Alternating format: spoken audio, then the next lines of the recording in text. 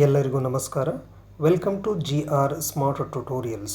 ಇವತ್ತಿನ ಈ ವಿಡಿಯೋದಲ್ಲಿ ಇಂಗ್ಲೀಷ್ ಗ್ರಾಮರ್ ಆರ್ಟಿಕಲ್ಸ್ ಬಗ್ಗೆ ನಾವು ತಿಳಿದುಕೊಳ್ಳೋಣ. ಮೊದಲನೇದಾಗಿ ಆರ್ಟಿಕಲ್ಸ್ ಅಂದ್ರೇನು, ಆರ್ಟಿಕಲ್ಸ್ ಡೆಫಿನೇಷನ್ ಏನೈತೆ ಅಂತ ನೋಡೋಣ. Articles are the adjectives that proceed nouns to define as specific or general. ಇಲ್ಲಿ ಆರ್ಟಿಕಲ್ಸ್ ಡೆಫಿನೇಷನನ್ನು ನೋಡಿದಾಗ ಆರ್ಟಿಕಲ್ಸ್ ಅಂದರೆ basically they are the adjectives. ಏನದಾವ ಅಂದ್ರೆ ಇವು ಬೇಸಿಕಲಿ ಅಡ್ಜೆಕ್ಟಿವ್ಸ್ ಅದಾವು. ಮತ್ತು ನಾವು ಇವುಗಳನ್ನು ನಾಮಪದಗಳ ಹಿಂದುಗಡೆ, ಯಾವುಗಳ ಹಿಂದೆ, ನಾಮಪದಗಳ ಹಿಂದೆ ಬಳಸ್ತಕ್ಕಂತಹ ಶಬ್ದಗಳಾಗಿದ್ದವು. ಯಾಕೆ ನಾವು ಅವುಗಳನ್ನು ನಾಮಪದಗಳ ಹಿಂದೆ ಬಳಸ್ತೀವಪ್ಪ ಅಂದರೆ ಆ ನಾಮಪದ ಡೆಫಿನಿಟ್ ಆಗೈತೆ ಇಲ್ಲೋ, ಸ್ಪೆಸಿಫಿಕ್ ಆಗೈತೆ ಇಲ್ಲೋ, ಅಥವಾ ಜನರಲ್ ಆಗೈತೆ ಅಂಥೇಳಿ ತಿಳಿಸ್ಕೊಳ್ಳಿಕ್ಕೆ ನಾವು ಆರ್ಟಿಕಲ್ಸ್ಗಳನ್ನು ಬಳಸ್ತೇವೆ. ಈ ಆರ್ಟಿಕಲ್ಸ್ ಎಕ್ಸಾಂಪಲ್ಸ್ ನಾವು ನೋಡೋದಾದಂದರೆ ಫಾರ್ ಎಕ್ಸಾಂಪಲ್ ನೋಡ್ರಿ, ಎ ಮ್ಯಾನ್, ಇಲ್ಲಿ ಎ ಅನ್ನೋದು ಕೂಡ ಆರ್ಟಿಕಲ್ಸ್ ಐತಿ. ಮತ್ತು ಯಾನ್ ಅಂಬ್ರೇಲಾ, ಯಾನ್ ಅನ್ನೋದು ಆರ್ಟಿಕಲ್ಸ್ ಐತಿ. ಮ್ಯಾನು ಮತ್ತು ಅಂಬ್ರೇಲಾ ಏನದಾವು ಇವು ನೌನ್ಸ್ ಅದಾವು. ಮತ್ತು ಹಂಗೆ ದ ಆ್ಯಪಲ್, ಇಲ್ಲಿ ಆ್ಯಪಲ್ ಅನ್ನೋದು ನಾಮಪದ ಆಯಿತು ಅಂದರೆ ಅಥವಾ ನೌನ್ ಆಯಿತು ಅಂದರೆ ಇಲ್ಲಿ ದ ಅನ್ನೋದು ಏನಾಕೈತಿ ಆರ್ಟಿಕಲ್ ಆಗ್ತೈತಿ. ಇಲ್ಲಿ ಆರ್ಟಿಕಲ್ಸ್ನ ಡೆಫಿನೇಷನ್ ನಾವು ನೋಡಿದಾಗ ನಮಗೆ ಗೊತ್ತಾಗಿರೋದು there are 3 articles in English ಅಂತೇಳಿ. ಇಲ್ಲಿ ಆಲ್ರೆಡಿ ನಾನು ಬರೆದಿದ್ದೀನಿ ಎಕ್ಸಾಂಪಲ್ ಒಳಗೆ ಎ, ಯಾನ್ ಆ್ಯಂಡ್ ದ. ಅಂದರೆ ಕ್ವಶನ್ ಏನಾದರೂ ಎಕ್ಸಾಮಿನಲ್ಲಿ how many articles are there in English ಅಂತ ಕೇಳಿದಾಗ ದೇರ್ ಆರ್ 3 ಆರ್ಟಿಕಲ್ಸ್. ಮತ್ತು ಇದರಲ್ಲೇ ನಾವು ಏನು ಮಾಡ್ತೀವಿ, ಟೈಪ್ಸ್ ನೋಡ್ತೀವಿ. How many types are there ಅಂತ ಕೇಳಿದಾಗ there are 2 types of articles in English grammar. ಅದ್ರಾಗ ಒಂದೇದು ಇಂಡೆಫಿನಿಟ್ ಆರ್ಟಿಕಲ್, ಎರಡನೇದು ಡೆಫಿನಿಟ್ ಆರ್ಟಿಕಲ್ ಅಂತೇಳಿ. ಹಾಗಾದ್ರೆ ಇಂಡೆಫಿನಿಟ್ ಆರ್ಟಿಕಲ್ ಯಾವ್ಯಾವು ಮತ್ತು ಅವುಗಳನ್ನು ನಾವು ಎಲ್ಲಿ ಯೂಸ್ ಮಾಡ್ತೀವಿ? ಇಂಡೆಫಿನಿಟ್ ಆರ್ಟಿಕಲ್ ಯಾವ್ಯಾವು ಅಂದರೆ ಮೇಲ್ಗಡೆ 3 ಎಕ್ಸಾಂಪಲ್ ನೋಡಿದ್ವಿ. ಅದರಲ್ಲಿ ಯೂಸ್ ಮಾಡಿರೋ ಎ ಮತ್ತು ಯಾನ್ ಇವೆರಡು ಏನದವಲ್ಲ ಇಂಡೆಫಿನಿಟ್ ಆರ್ಟಿಕಲ್ ಅದಾವು. These indefinite articles are used before singular countable nouns to denote a general non-specific person, place and things. ಇಲ್ಲಿ ಡೆಫಿನೇಷನ್ ನಾವು ನೋಡಿದ್ವಿ ಅಂದರೆ ನಮ್ಗೆ ಸಿಂಪಲ್ಲಾಗಿ ಅರ್ಥ ಆಗ್ತಕ್ಕಂಥದ್ದು ಎ ಮತ್ತು ಯಾನ್ ಇದರ ಅರ್ಥ ಏನಪ್ಪ ಅಂದರೆ ಸಿಂಗಲ್ ಅಂತೇಳಿ. ಎ ಮತ್ತು ಯಾನ್ ಇದರ ಅರ್ಥ ಸಿಂಗಲ್ ಅಂದರೆ ಯಾವುದೇ ಸಿಂಗಲ್ ಅಂದರೆ ಸಿಂಗ್ಯುಲರ್ ನೌನ್ ಹಿಂದಗಡೆ ನಾವು ಆರ್ಟಿಕಲ್ ಯೂಸ್ ಮಾಡ್ಬೇಕಂದ್ರೆ ನಾವಲ್ಲಿ ಎ ಮತ್ತು ಯಾನನ್ನು ಯೂಸ್ ಮಾಡ್ತೀವಿ. ನಿಮಗೊಂದು ಡೌಟ್ ಬರ್ಬೋದು, ಇಲ್ಲಿ ಎ ಮತ್ತು ಯಾನ ಸಿಂಗ್ಯುಲರ್ ನೌನ್ ಹಿಂದಗಡೆ ಯೂಸ್ ಮಾಡೋದಾದೆ ಅಂದರೆ ಯಾಕೆ ಎರಡನ್ನು ಯೂಸ್ ಮಾಡಬೇಕು? ಎರಡನ್ನು ಹೇಳ್ಬೋದು.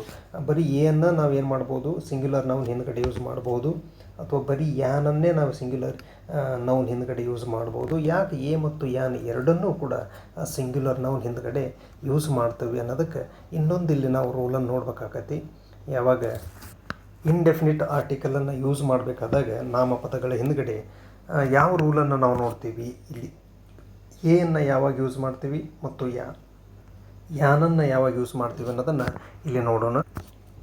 ಮೊದಲೇ ಹೇಳಿದೆ ನಾನು, ಎ ಮತ್ತು ಯಾನ್ ಇದರ ಅರ್ಥ ಏನಪ್ಪ ಅಂದರೆ ಸಿಂಗಲ್ ಅಂತ, ಸಿಂಗ್ಯುಲರ್ ನಾವು ಹಿಂದುಗಡೆ ಮಾತ್ರ ಯೂಸ್ ಮಾಡ್ತೀವಿ. ಅದರಲ್ಲಿ ಎಯನ್ನು ಪರ್ಟಿಕ್ಯುಲರ್ಲಿ ಯಾವಾಗ ಯೂಸ್ ಮಾಡ್ತೀವಿ, A is used before words that begin with a consonant sound and consonants. ಇಲ್ಲಿ ಎ ಯಾವಾಗ ಯೂಸ್ ಮಾಡ್ತೀವಿ, ಕಾನ್ಸೋನಂಟ್ ಸೌಂಡಿಂದ ಆ ಒಂದು ನಾಮಪದ ಶುರು ಆಗಿರಬೇಕು, ಅಥವಾ ಕಾನ್ಸೋನೆಂಟಿಂದ ಆ ಒಂದು ನಾಮಪದ ಶುರುವಾಗಿರಬೇಕು. ಅಂದರೆ ಇಲ್ಲಿ ಎರಡನ್ನೂ ನಾವು ಕನ್ಸಿಡರ್ ಮಾಡ್ತೀವಿ. ಕಾನ್ಸೋನೆಂಟ್ ಸೌಂಡು ಹೌದು ಮತ್ತು ಕಾನ್ಸೋನೆಂಟ್ ಕೂಡ ಹೌದು. ನಮಗೆ ಆಲ್ರೆಡಿ ಗೊತ್ತದವು ಎಷ್ಟು ಕಾನ್ಸೋನೆಂಟ್ಸ್ ಅದಾವು ಇಂಗ್ಲೀಷ್ ಆಲ್ಫಾಬೆಟ್ ಒಳಗಂದರೆ 21 ಕಾನ್ಸೋನೆಂಟ್ಸ್ ಅದಾವು. 26 ಲೆಟರ್ಸ್ ಒಳಗೆ 21 ಕಾನ್ಸೋನೆಂಟ್ ಆದರೆ ಇನ್ನು ಉಳಿದಿರ್ತಕ್ಕಂಥ ಇದೇನದವು ಓವೆಲ್ ಅದಾವು. ಹಾಗಾಗಿ ಇಲ್ಲಿ ಇಂಡೆಫಿನಿಟ್ ಆರ್ಟಿಕಲ್ ಎನ್ನು ನಾವು ಯಾವಾಗಲೂ ಕಾನ್ಸೋನೆಂಟ್ ಸೌಂಡು ಮತ್ತು ಕಾನ್ಸೋನೆಂಟ್ ಹಿಂದ್ಗಡೆ ಅದನ್ನು ಯೂಸ್ ಮಾಡ್ತೀವಿ. ಹಾಗೆ ಯಾನನ್ನು ನಾವು we used an before words that begin with a vowel or vowel sound. For example an apple, ಇಲ್ಲಿ ಎ ಅನ್ನೋದೇನೈತಿ ಓವೆಲ್ ಐತಿ. ಮತ್ತು ಇಲ್ಲಿ ಆ್ಯನ್ ಅವರ್ ನಮ್ಗೆ ಗೊತ್ತಿರಬೇಕು ಎಚ್ ಕಾನ್ಸನೆಂಟ್ ಆಕೈತಿ. ಬಟ್ ಇಲ್ಲಿ ಪ್ರೊಡ್ಯೂಸ್ ಮಾಡ್ತಕ್ಕಂಥ ಸೌಂಡ್ ಏನೈತಿ ಅದು ಓವೆಲ್ ಐತಿ. It is producing a sound. Instead of ಬದಲಿ ಏನು ಯೂಸ್ ಮಾಡ್ತೈತಿ ಅದು ಸೌಂಡನ್ನು ಅನ್ನು ಯೂಸ್ ಮಾಡ್ತೈತಿ. So we must use an indefinite article before hour. ಭಾಳಷ್ಟು ಸರಿ ನಾವೇನು ಮಾಡ್ತೇವೆ, ಕನ್ಫ್ಯೂಷನ್ ಆಗೋದಿಲ್ಲ, ಹೆಚ್ಚು ಕಾನ್ಸೋನೆಂಟ್ ಐತಿ ಮತ್ತು ಕಾನ್ಸೋನೆಂಟ್ ಸೌಂಡನ್ನು ಪ್ರೊಡ್ಯೂಸ್ ಮಾಡ್ತೈತಿ ಅಂತೇಳಿ ಮಾಡ್ತೇವೆ. ಅದ್ರ ಹಿಂದ್ಗಡೆ ಏನು ಆನ್ಸರ್ ಬರಿತೇವೆ. Definitely that is wrong. But ಇಲ್ಲಿ ಅವರ್ ಅಂತ ಬಂತು ಅಂದರೆ ಅದ್ರ ಹಿಂದ್ಗಡೆ ಯಾವಾಗಲೂ ಇಂಡೆಫಿನಿಟ್ ಆರ್ಟಿಕಲ್ ಯಾನ್ ಅಂತೇಳಿ ಬರ್ತೈತಿ. ಹಾಗೆ ಇಲ್ಲಿ ಇಂಡೆಫಿನಿಟ್ ಆರ್ಟಿಕಲ್ ಏನು ಕೂಡ ನಾವು ಯೂಸ್ ಮಾಡಿದಾಗ ಇಲ್ಲಿ ನೋಡ್ರಿ, ಎ ಯೂನಿವರ್ಸಿಟಿ ಅಂತ ಐತಿ. ಇಲ್ಲಿ ಯು ಆಲ್ರೆಡಿ ಗೊತ್ತಿರೋಂಗೆ ಇಟ್ ಈಸ್ ಓವೆಲ್ ಇದೆ ಇಂಗ್ಲೀಷ್ ಒಳಗೆ, ಮತ್ತು ಇಲ್ಲಿ ಯೂನಿಫಾರ್ಮ್ ಅನ್ನೋದು ಕೂಡ ಓವೆಲ್. ಬಟ್ ಈ ವರ್ಡಲ್ಲಿ, ಈ ಒಂದು ಶಬ್ದದಲ್ಲಿ ಆ ಯು ಪ್ರೊಡ್ಯೂಸ್ ಮಾಡ್ತಕ್ಕಂತಹ ಸೌಂಡ್ ಏನಪ್ಪ ಅಂದರೆ ಯು. ಇದು ಕೂಡ ಯು ಐತಿ.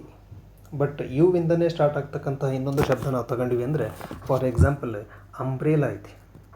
ಅಂಬ್ರೇಲಾ, ಇಲ್ಲಿ ಅಂಬ್ರೇಲವನ್ನು ನೋಡಿದಾಗ UMBRELL ಯು ಇಂದ ಸ್ಟಾರ್ಟ್ ಆದರೂ ಕೂಡ it is producing a sound. It is basically vowel. So umbrella ಅನ್ನೋ ವರ್ಡ್ ಹಿಂದ್ಗಡೆ ನಾವು ಯಾನ್ ಹಚ್ತೀವಿ, ಅದೇ ಯುವಿಂದ ಸ್ಟಾರ್ಟ್ ಆಗ್ತಕ್ಕಂತಹ ಯೂನಿವರ್ಸಿಟಿ ಅನ್ನೋ ಶಬ್ದದ ಹಿಂದ್ಗಡೆ ಎ ಹಚ್ತೀವಿ. ಹಾಗೆ ಯೂನಿಫಾರ್ಮ್ ಅನ್ನೋ ಶಬ್ದದ ಹಿಂದ್ಗಡೆನೂ ಕೂಡ ಇಲ್ಲಿ ಇಂಡೆಫಿನಿಟ್ ಆರ್ಟಿಕಲ್ ಎ ಯೂಸ್ ಮಾಡ್ತೀವಿ. ಹಾಗೆ ಇಲ್ಲಿ ಕಾನ್ಸೋನೆಂಟ್ ಸೌಂಡಿಂದ ಸ್ಟಾರ್ಟ್ ಆಗ್ತಕ್ಕಂಥ HOUR ಅವರ್ ಅನ್ನೋ ಶಬ್ದದ ಹಿಂದೆಯೂ ಕೂಡ ಯಾನನ್ನು ಯೂಸ್ ಮಾಡ್ತೀವಿ.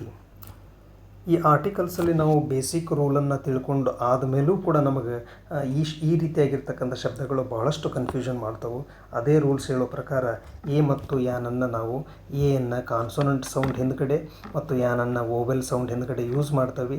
ಇಲ್ಲಿ ಯಾವ ಶಬ್ದಗಳು ಕಾನ್ಸೋನೆಂಟ್ ಸೌಂಡನ್ನು ಪ್ರೊಡ್ಯೂಸ್ ಮಾಡ್ತವೆ, ಯಾವ ಶಬ್ದಗಳು ಓವೆಲ್ ಸೌಂಡನ್ನು ಪ್ರೊಡ್ಯೂಸ್ ಮಾಡ್ತವೆ ಅನ್ನೋದರ ಒಂದು ನಾಲೆಜ್ ನಮಗಿತ್ತು ಅಂದ್ರೆ ಮಾತ್ರ ನಾವು ಅಲ್ಲಿ ಸರಿಯಾದ ಆರ್ಟಿಕಲನ್ನು ಯೂಸ್ ಮಾಡಲಿಕ್ಕೆ ಸಾಧ್ಯ ಆಗ್ತೈತಿ.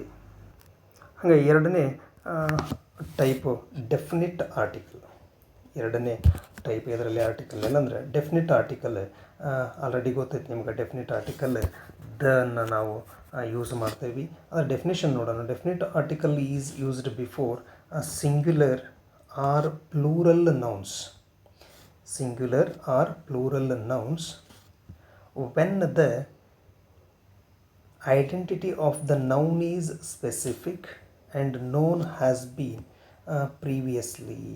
ಇಲ್ಲಿ ನೋಡ್ರಿ ವರ್ಡ್ ಇಂಡೆಫಿನಿಟ್ ಆರ್ಟಿಕಲ್ಗೆ ಸಿಂಪಲ್ ಡೆಫಿನೇಷನ್ ಬಂತು. ಅದು ಎರಡೂ ಕೂಡ ಎ ಮತ್ತು ಯಾನ್ ಎರಡೂ ಕೂಡ ಏನಾಗೈತಿ, ಸಿಂಗ್ಯುಲರ್ ನೌನ್ ಹಿಂದ್ಗಡೆ ಮಾತ್ರ ಬರ್ತೈತಿ. ಬಟ್ ಇಲ್ಲಿ ದ ಡೆಫಿನಿಟ್ ಆರ್ಟಿಕಲ್ ಏನೈತಿ, ಸಿಂಗ್ಯುಲರ್ ನೌನ್ ಹಿಂದನೂ ಬರ್ತೈತಿ ಮತ್ತು ಪ್ಲೂರಲ್ ನೌನ್ ಫಾರ್ಮ್ಸ್ ಹಿಂದನೂ ಕೂಡ ಬರ್ತೈತಿ. Definite article it is used before unique entities and natural features. For example the sun, the world, the moon. ಇಲ್ಲಿ the sun, the world, the moon. Sun ಅನ್ನೋದು ಕೂಡ unique entity ಆಗಿರೋದ್ರಿಂದ ಅದ್ರ ಹಿಂದ್ಗಡೆ definite article the ಅನ್ನು ನಾವೇನು ಮಾಡ್ತೀವಿ, use ಮಾಡ್ತೀವಿ. ಮತ್ತು specific geographical areas and superlative degree form ಹಿಂದ್ಗಡೆನೂ ಕೂಡ ನಾವು ಡೆಫಿನಿಟ್ ಆರ್ಟಿಕಲ್ ದ ಅನ್ನು ಯೂಸ್ ಮಾಡ್ತೀವಿ. For example the Middle East ಅನ್ನೋದು ಇಲ್ಲಿ ಸ್ಪೆಸಿಫಿಕ್ ಆಗಿ ಒಂದು ಜಿಯೋಗ್ರಾಫಿಕಲ್ ಏರಿಯಾ ಆಗಿರೋದ್ರಿಂದ ಇದ್ರ ಹಿಂದ್ಗಡೆ ಡೆಫಿನಿಟ್ ಆರ್ಟಿಕಲ್ ದ ಯೂಸ್ ಮಾಡ್ತೀವಿ. ಹಾಗೆ superlative degree form one of the degrees of comparisons ಇದು. Positive, comparative and ಸೂಪರ್ಲೇಟಿವ್ಸ್.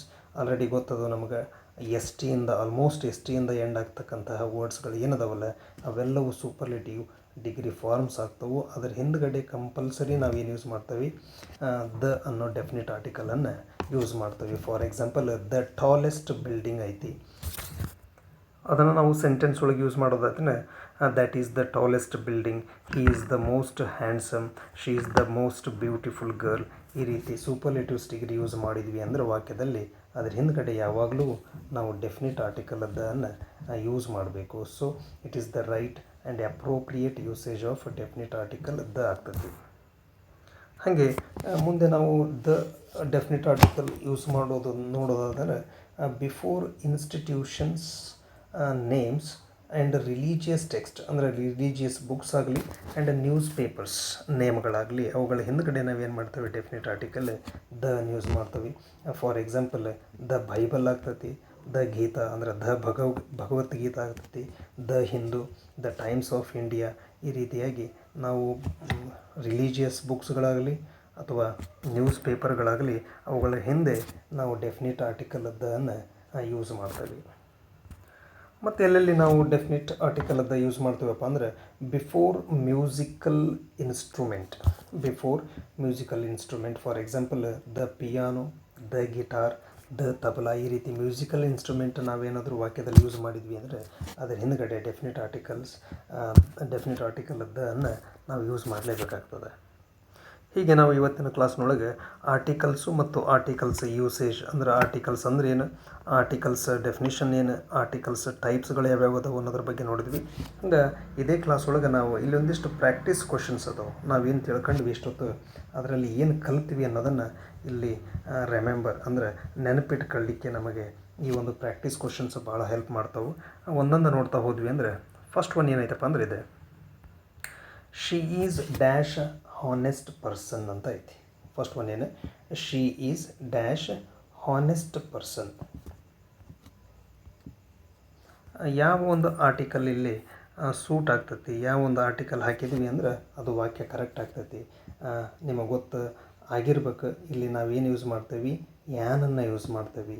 ಇಲ್ಲಿ ಆಗಲ್ಲಿ ಕೂಡ ನಾನು ಹೇಳಿದೆ ಯಾನ್ ಅವರ್ ಅಂತೇಳಿ ಯೂಸ್ ಮಾಡಿದ್ವಿ.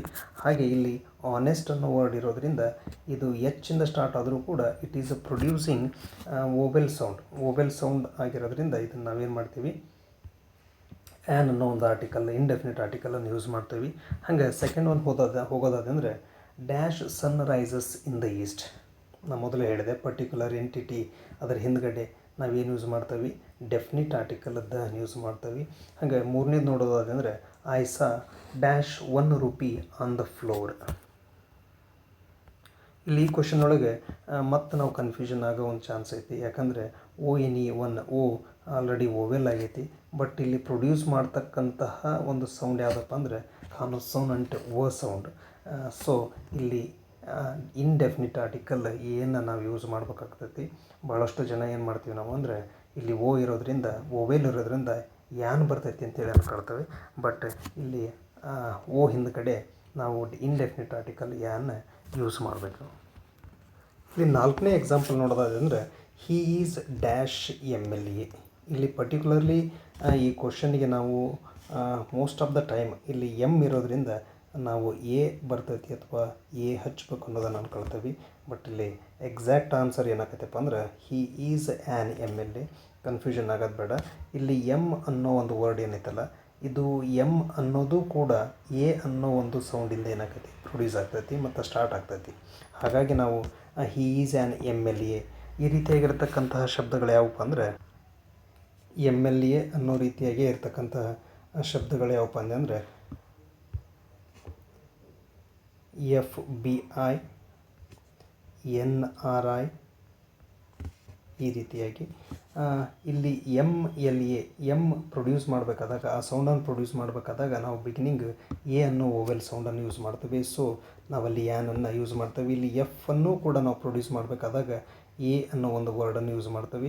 ಸೊ ಇಲ್ಲಿ ಕೂಡ ಯಾವುದೇ ರೀತಿಯಾಗಿರ್ತಕ್ಕಂಥ ಒಂದು ಆ್ಯಕ್ರೋನಿಮ್, ಇವುಗಳಿಗೆ ನಾವೇನಂತ ಕರಿತೀವಿ, ಆ್ಯಕ್ರೋನಿಮ್ಸ್ ಅಂತ ಕರಿತೀವಿ. ಅಬ್ರಿವೇಷನ್ಸ್ ಏನದವಲ್ಲ ಇವಕ್ಕೆ ಆ್ಯಕ್ರೋನಿಮ್ ಅಂತಲೂ ಕೂಡ ಕರಿತೀವಿ. ಅಂತಹ ಶಬ್ದಗಳು ಅಂದರೆ ಇಂದ ಸ್ಟಾರ್ಟ್ ಆಗೋದಾಗಲಿ, ಇಂದ ಸ್ಟಾರ್ಟ್ ಆಗೋದಾಗಲಿ, ನಿಂದ ಸ್ಟಾರ್ಟ್ ಆಗೋದಾಗಲಿ, ಈ 3 ಲೆಟರಿಂದ ಏನಾದರೂ ಅಬ್ರಿವಿಯೇಷನ್ ಸ್ಟಾರ್ಟ್ ಆಯಿತು ಅಂದರೆ ಅದ್ರ ಹಿಂದ್ಗಡೆ ಇಂಡೆಫಿನಿಟ್ ಆರ್ಟಿಕಲ್ ಯಾನನ್ನು ಯೂಸ್ ಮಾಡ್ತೀವಿ. ಆಗಲಿ, ಆಗಲಿ, ಆಗಲಿ ಇವುಗಳು ನೋಡಲಿಕ್ಕೆ ಕಾನ್ಸೋನೆಂಟ್ ಆದರೂ ಕೂಡ ಆ ಮೊದಲ ಶಬ್ದದ ಬಿಗಿನಿಂಗ್ ಏನೈತಲ್ಲ ಅದು ಓವೆಲ್ ಸೌಂಡಿಂದನೇ ಶುರುವಾಗ್ತೈತಿ. ಹಾಗಾಗಿ ಇಲ್ಲಿ ಸರಿಯಾದ ಆನ್ಸರ್ ಯಾನ್ ಆಗ್ತೈತಿ. ಹಾಗೆ ಲಾಸ್ಟ್ನೇದು ಹಿ ಬ್ರಾಟ್ ಡ್ಯಾಶ್ ಆ್ಯಪಲ್ಸ್ ಅಂತೇಳಿ ಐತಿ. ಇಲ್ಲಿ ಆ್ಯಪಲ್ಸ್ ಅಂದ್ಕೂಡಲೇ ನಮಗೆ ಏನಾಗ್ತೈತಿ, ಫಸ್ಟ್ ಬಿಗಿನಿಂಗ್ ಐತಿ. ನಾವು ಭಾಳಷ್ಟು ಎಕ್ಸಾಂಪಲ್ ನೋಡೇವಿ ಇದು ಯಾನ ಬರ್ತೈತಿ ಅಂಥೇಳಿ. ಇಲ್ಲಿ ಆ್ಯಪಲ್ ಅಂತ ಇತ್ತು ಅಂದರೆ ಯಾನ ಓಕೆ ಆಗ್ತೈತಿ.